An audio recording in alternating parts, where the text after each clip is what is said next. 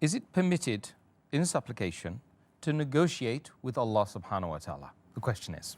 He goes on to say, for example, ask Allah to grant me something or forgive me and take something else away from me instead, like my health, for instance. When we supplicate to Allah Subhanahu wa ta'ala, we have to remember that Allah Subhanahu wa ta'ala's mercy is beyond limits. His mercy, His grace. We cannot limit the mercy of Allah Subhanahu wa ta'ala. We cannot try and negotiate. Or neither can we ask Allah Subhanahu wa ta'ala to hasten the punishment, or that you give me this good thing and take this away, as we are negotiating. We should realize that Allah Subhanahu wa ta'ala is the most bountiful and most merciful.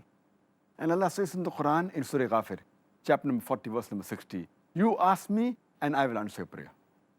Allah further says in Surah Nisa, chapter 4, verse number 147, that what will Allah gain by a punishment if you believe and if you are grateful? That means it's not worth negotiating with Allah Subhanahu wa ta'ala. What we want, we can ask Him. We cannot barter with Him because He is so merciful. In fact, it will be our loss if we do that. And that reminds me of Hadith of Sahih Muslim, volume 4, book of Dhikr, Hadith number 6501, that once Muhammad Sallallahu Alaihi Wasallam, he goes to one of the Muslims who is sick, and he goes to see him, and the person is very sick. Hadith says, as feeble as a chicken. Prophet Muhammad Sallallahu Alaihi Wasallam asked him, that did you ask for something or did you beg Allah for something? So the person says, yes, I pray to Allah Subhanahu wa ta'ala that to hasten my punishment, what I'm going to get in Akhirah, let me have it in this world. And then Allah's Messenger says that you don't have the forbearance to bear the punishment of Allah Subhanahu wa ta'ala.